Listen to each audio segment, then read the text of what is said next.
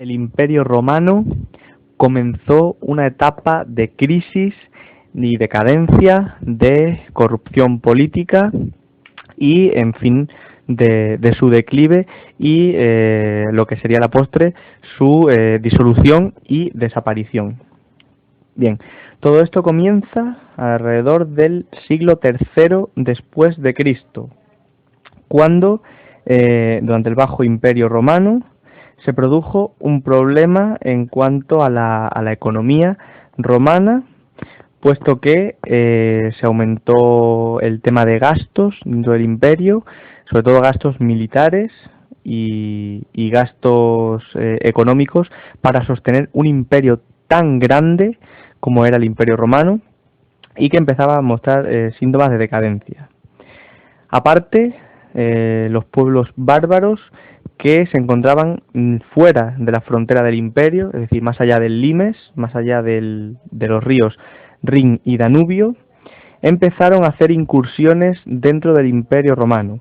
En un primer momento fueron incursiones de saqueos, de algunos robos y algunas poblaciones que entraron dentro del imperio para quedarse, pero que preludiaban lo que ya vendría posteriormente. Para defender este gran imperio, los romanos tenían que pagar a sus soldados que se encontraban en las fronteras y ¿cómo se conseguía ese dinero? Mediante la recaudación de impuestos.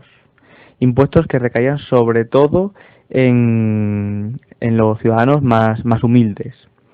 Esto también provocó una subida de precios, sobre todo de los productos más básicos,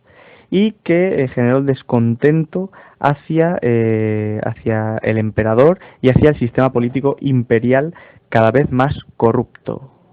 Además, esos pueblos bárbaros, o muchos de sus soldados, pasaron a formar parte de las filas del ejército romano, lo cual trajo también como consecuencia la desestabilización política, pues muchos emperadores dependían de esos cuerpos de ejército bárbaros y no duraron mucho en el trono. La crisis del siglo III repercutió sobre todo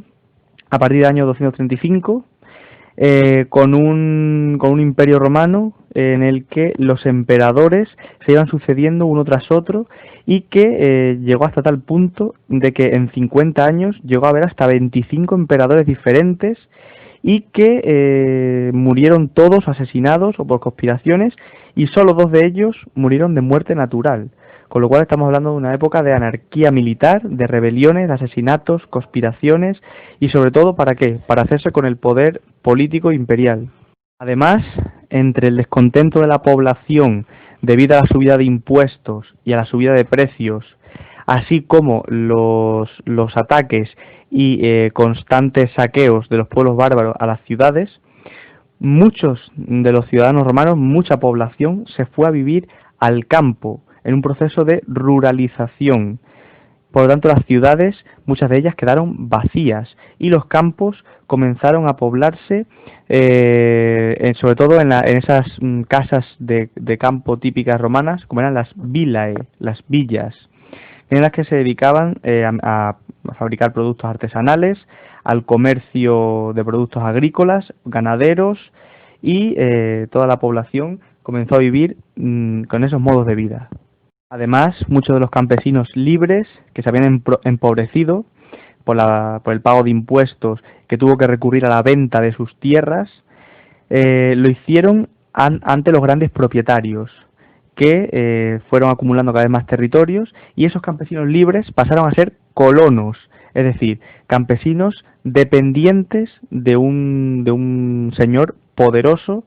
que era el propietario de las tierras y de las villas. De esa forma se empezó a difundir dentro de la propiedad de la tierra aquellas grandes propiedades de territorio llamados latifundios, es decir, el latifundismo. Y los colonos fueron los modos de vida principales de los campesinos romanos. Y finalmente, aquellas ciudades del Imperio Romano más grandes y que, a pesar del vacío de población, quedaron todavía habitadas o bastante habitadas, fueron fuertemente amuralladas debido a la gran cantidad de pueblos bárbaros y de población extranjera que empezaba a entrar en el imperio, y ya no solo como saqueadores y como pobladores, sino como destructores y conquistadores.